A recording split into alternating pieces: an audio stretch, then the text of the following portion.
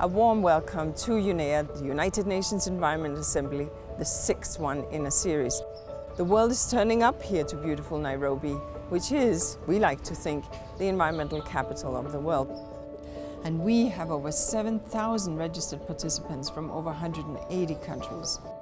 We are here because we need to fight the triple planetary crisis, the crisis of climate change, the crisis of nature and land loss, and the crisis of pollution and waste. These crises are coming together and are undermining our long-term sustainability. Now, UNEP will help deliver inclusive and effective solutions. At today's opening, countries are coming together after weeks of talks. And there are a number of resolutions on the table, from air quality to hazardous pesticides. Issues that we know are endangering our lives and the lives of our children, which we have to take care of and find solutions to. And UNEP is bringing together the multilateral environmental agreements here at UNEP to try to reimagine how we can work together for greater impact and for accelerated action.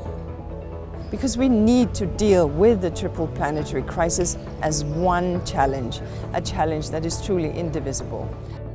We have a super important week ahead, so please do follow us.